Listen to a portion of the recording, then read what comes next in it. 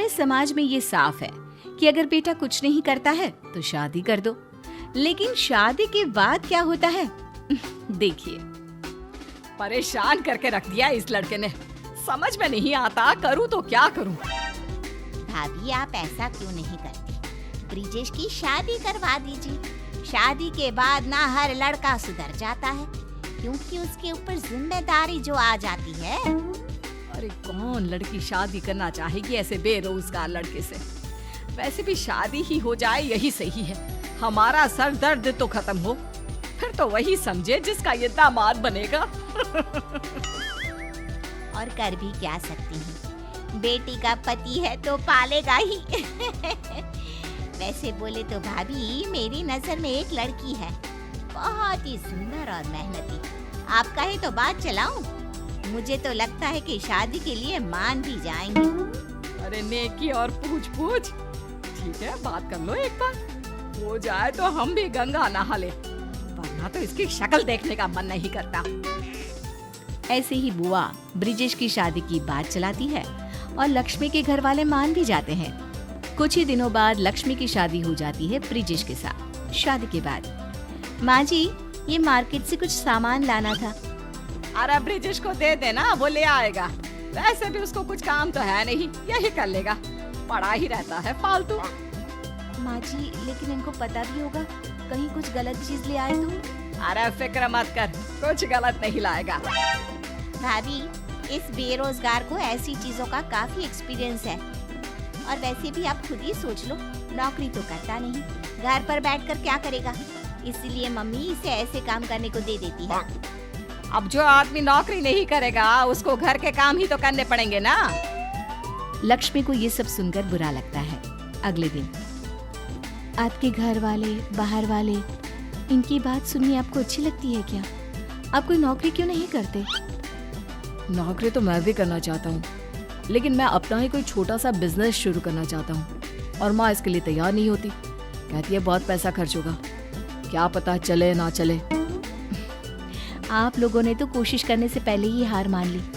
अगर आपको अपना ही कोई बिजनेस शुरू करना है तो मैं आपकी मदद करूंगी। क्या सच्ची में? लेकिन कैसे? देखिए आपको पैसों की जरूरत है ना, आप कुछ पैसे माँ जी से मांगिए, कुछ पैसों का इंतजाम मैं करती हूँ। शाम को ब्रिजेश अपनी माँ से पैसों की बात करने के लिए जाता है। ब्रिजेश की माँ पड़ोस की औरतों से बात कर रही होती है। माँ आपसे कुछ बात करनी थी। हाँ, मैंने अपना एक बिजनेस शुरू करने का सोचा है, लेकिन क्या? माँ जी उसके लिए थोड़े पैसे लगेंगे, अगर आपके पास है तो। मेरे पास नहीं है कोई पैसे वैसे। लगता है इसका अभी तक बिजनेस का भूत उतरा नहीं। तुम्हारे ऊपर पैसे लगाने से अच्छा है कि मैं पैसों को आग लगा दूं। अरे नौकरी कर जाकर। लगता है ब्रिजेश ने काम करने का मन बना लिया है। मैं तो कहती हूँ जो बोल रहा है करने दो, कहीं बाद में मन बदल गया तो। अरे कुछ नहीं, ये बस पैसे खर्च करवाएगा। बिजनेस करना इसके बस की बात नहीं, इसके लिए दिमाग चाहिए। बोल तो तुम सही रही हो, बिजनेस करना हर किसी के बस की बात नहीं, और वैसे भी कौन जाने बिजनेस चले भी या नहीं। अरे कैसी बीवी है जो पति को नौकरी के लिए भी नहीं बोल सकती। बहू तो अंदर जा और बाकी का काम कर। रात को तुमने देखा ना, तभी माँ से मैं इस बारे में कोई बात नहीं करता था। तुमने देखा उन्होंने कैसे एकदम से मना कर दिया। उन्होंने इसके बारे में एक बार सोचा तक नहीं, बस सबके सामने मेरा अपमान कर दिया। माँ जी को ऐसे बिना सोचे मना नहीं करना चाहिए था, लेकिन उनके मना कर देने से कुछ नहीं होता। तो क्या करेंगे लक्ष्मी? मुझे तो कुछ समझ में नहीं आ रहा। बिना पैसे लगाए हम कोई भी बिजनेस शुरू नहीं कर सकते। ऐसा करते हैं, शादी के वक्त में जो गहने पहन कर आई थी उसको गिरवी रख देते हैं, इससे हमारे पैसों की परेशानी ठीक हो जाएगी। पैसों के लिए तुम्हारे गहने गिरवी रखना, मुझे ये ठीक नहीं लगता। ये गहने तुम्हारे माँ बाप ने कितने प्यार से दिए थे, और फिर माँ भी तो सच्ची कहती है, पता नहीं काम चले ना चले। लो जी, पहले ही सोच लिया कि नहीं चलेगा। मुझे तो लगता है कि आप मुझे इससे 2 गुने गहने बनवा कर देंगे ना?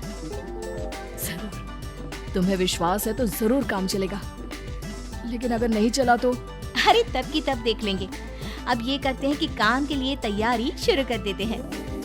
कुछ महीनों बाद ब्रिजेश का कंप्यूटर कोचिंग सेंटर बनकर तैयार हो जाता है। तुम दोनों ने इसमें पैसे लगाकर बना तो दिया, लेकिन ये चलेगा नहीं चलेगा इसका भी कुछ पता है। अगर ना चले तो रोना धोना मेरे सामने ना करना। बहू तू तो समझदार थी, ऐसा काम करेगी मैंने सोचा नहीं था। तेरे गहने पर मेरी नजर थी कि मेरी बेटी के काम आएंगे, लेकिन तू। अरे रहने देना माँ, पैसों से सिर्फ सामान आता है। अब भाई तुम अपने स्टूडेंट्स भी भाभी के पैसों से खरीद के लाना। पता नहीं खोटे सिक्के पर कोई भरोसा करेगा भी या नहीं। माँ जी और मेरी प्यारी ननद, जब हम दोनों मिलकर इतना कुछ कर सकते हैं तो मुझे ये भी यकीन है कि हमारा कोचिंग सेंटर भी अच्छे से चलेगा। और नहीं चला तो आप लोगों का तो वैसे भी कुछ नहीं जाएगा। इतने में आस पड़ोस की कुछ औरतें आती हैं। बधाई हो ब्रिजेश की माँ, आपके बेटे ने कोचिंग सेंटर खोल दिया। इस सेंटर को देख मेरा बेटा भी यहाँ आने की जिद कर रहा है।